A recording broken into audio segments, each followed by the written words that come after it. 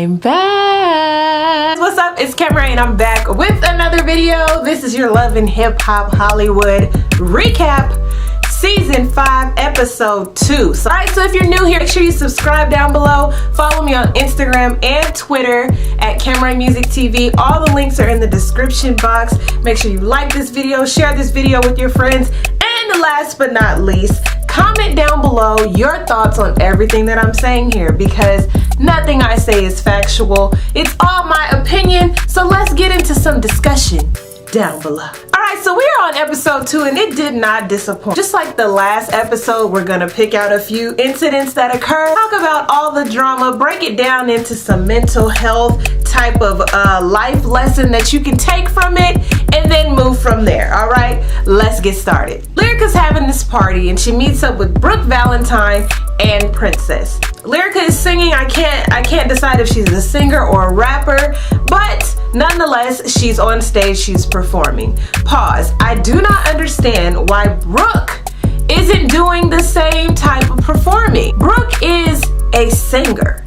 When she came out with Girl, it's about to be a what? The song was cool or whatever, but I remember getting her album and listening to this song called Dying of a Broken Heart. And it's still like my go-to song because she just melodically, you know, her tone, all of that, I just loved it. And I didn't understand why Girl Fight was the single, but Dying of a Broken Heart was really where she kind of showed her true talent. So anyway, that's my little sidebar for Brooke. I need to see her really on here showing her talents and showing her why she's famous to begin with, because a lot of people don't know of you, Brooke. Next, Princess is at Lyrica's party and Princess is pregnant. Princess is at a lot of things pregnant, and my whole gripe about this is, why are you at parties and nightclubs pregnant? Shouldn't you be at home reading the baby a book, rubbing on the belly, putting headphones on? I don't know. I mean, I don't have any children, so who am I to judge? But I mean, I just thought that this season we would get Princess pregnant, obviously, but doing cute princess little pregnant things, not still in the drama with the baby cooking. Ray J uses this time to pop up at the party and kind of let Princess know that she needs to dead all these issues before the gender reveal, before the baby shower, do a public apology, and that's it. No, Ray J, it doesn't work like that, because you don't get to do just whatever you want to do. Because I went public with it, now I have to make an apology. What your family needs to understand, and I agree with Princess on this, what your family needs to understand is my action was a reaction to your action. Okay?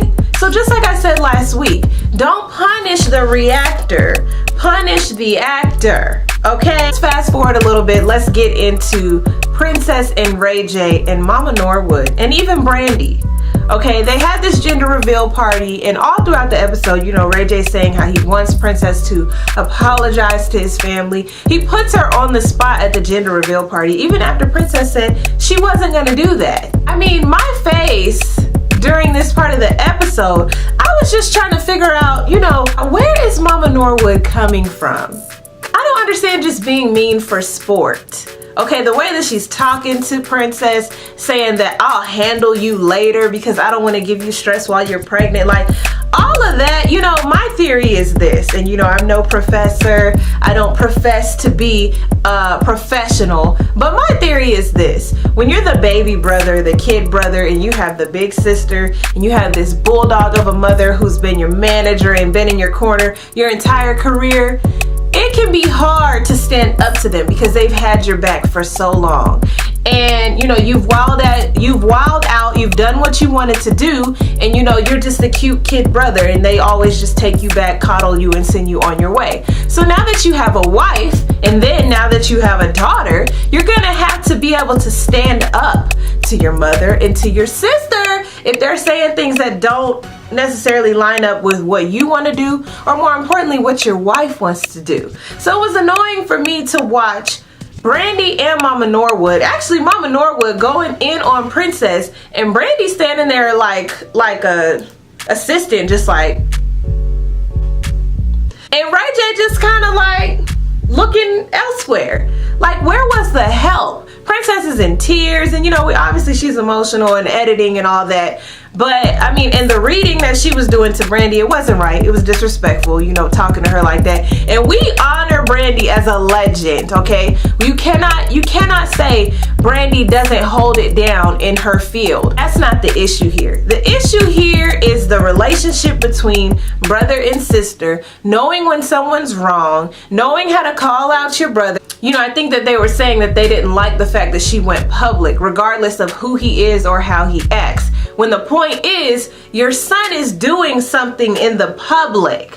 So it's already out there. So how is Princess gonna look if she doesn't dead it already out there in the public? When that is their way of life. They make money off of followers and subscribers and viewers. So if they were just accountants or, you know, teachers, then the public opinion wouldn't matter as much as it does when that's where you get your money. So I don't know why Mama Norwood doesn't understand. She's been in this business longer than some of us have been alive. So honestly, this whole segment, you know, it really upset me that Princess is getting so sad and crying and everything. And you know, that she even has to go back and forth with his mother when Ray J should have her back. And it shouldn't be sides. That's what, you know, I'm trying to understand all of that, you know, the line between the family and the spouse. You know, you have to understand that takes some getting used to. And it really shouldn't be no division. It shouldn't be lines. It should be the one who's in the middle. This is what I said. This is how it's going to go. All parties need to come to respect it. And Ray J is not doing that right now. If there's anything you can take away from this portion of the show, control the narrative. If you know that your mother and your sister are extra overprotective over you, and you have this wife, this pregnant wife, and then you have this daughter on the way, you have now got to step up and be in control of your surroundings. You're the man of the house now. It ain't no more running off to Vegas doing whatever it is that you want to do. And you know, this is just a reality show and I don't get to tell y'all what to do, but this is my opinion. Comment down below what you thought about this Ray J and Princess debacle. Like I said, I spent all this time praising Brooke. You know, I let you guys know that I liked a song of hers. She's a very beautiful girl, has a lot of energy. I guess she's from Houston. You know, we're moving down to Houston. So I don't really know Brooke, but that's her fault. Okay, Brooke has been given this platform to show who she is, maybe bring her music back. I don't know. But the fact that she is acting just so outlandish in front of this camera is really annoying because we don't know you for your talent. I mean, I do because I've been around for a while. But, you know, the people that are watching Love Hip Hop may not know you for what you do and who you are. And that's a problem that I have now. If you don't care about what you're promoting, then it's on you, boo-boo. But when you get on here and say, you know, we're engaged, but he doesn't know yet. We're gonna get married, but he doesn't know yet. Like, ladies, are you listening? All antics aside, desperation is a problem. All right. This is not casting the stone. This is not being judgmental. This is not talking about anything that I don't know. All of us go through a period of time where we're desperate.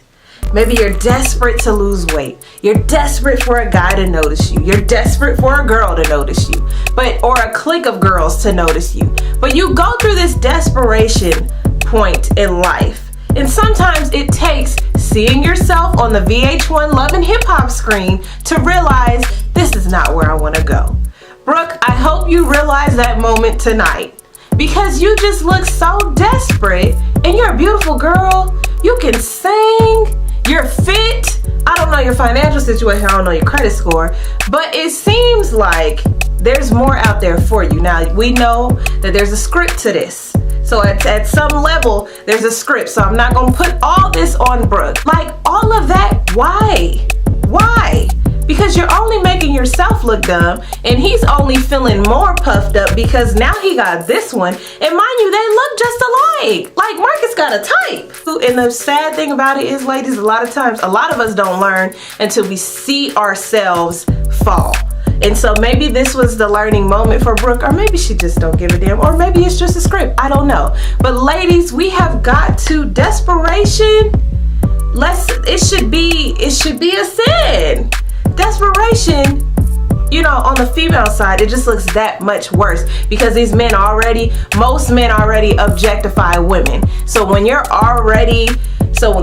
acting so desperate to be married, so desperate to have a man, it just doesn't look good at all. And we're gonna move on because I don't want to keep going in on Brooke. She's gonna see what it is that she needs to fix, and hopefully she'll realize this is not the direction she wants to go. Next subject. This episode moves swiftly with drama. So K Michelle dropped this bomb last episode saying that Lyrica and Safaree was messing around.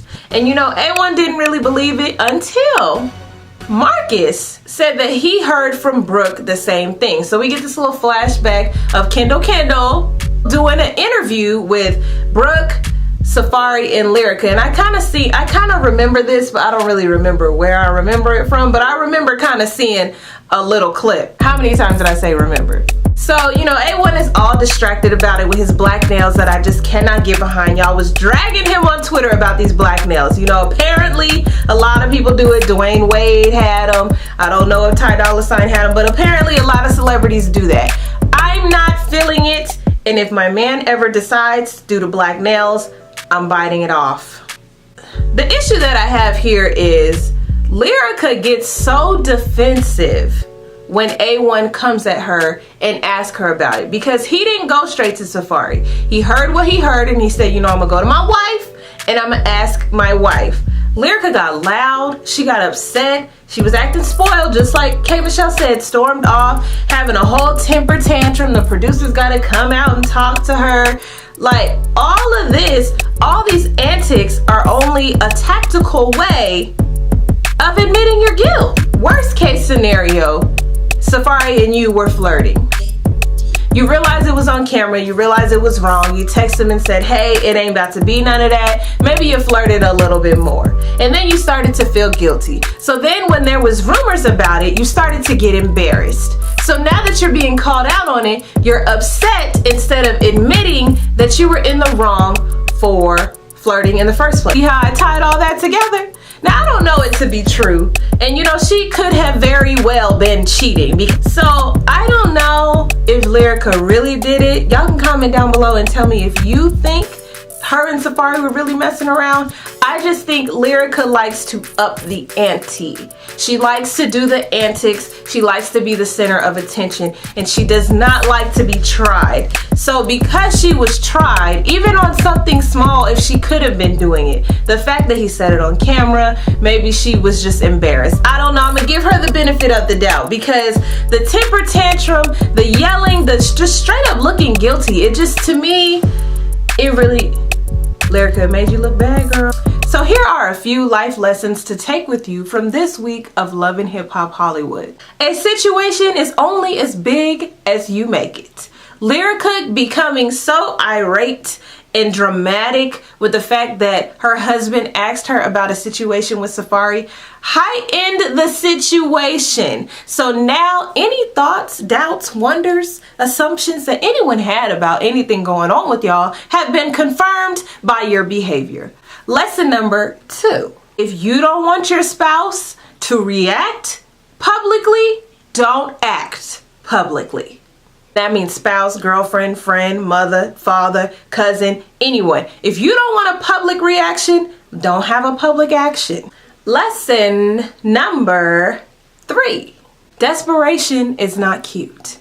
And it's not anything that you can decide, I'm not going to be desperate today. It is a process. Ladies, trust me. We all have that man that we wanted. You know, we're trying to get his attention across the mall. We're doing all this stuff to be seen. And it's cute or whatever for a little bit. But when you're on the screen for millions of viewers, it's no longer cute. It's just sad. Let's get our desperation in check. And that's when it comes down with anything. If you're desperate to have that cheap meal, if you're desperate to be seen, if you're desperate to get a man, if you're desperate to get a job, desperation is never good. Very last lesson that we all learned from Love and Hip Hop Hollywood this week: blending is key, into the hairline and the neck. All right, thank you guys so much for watching. My name is Kim Ray and this is Kim Ray Music TV. Make sure you subscribe down below, comment, like the video, share the video, and follow me on Twitter and Instagram. I'll see you guys in the next video.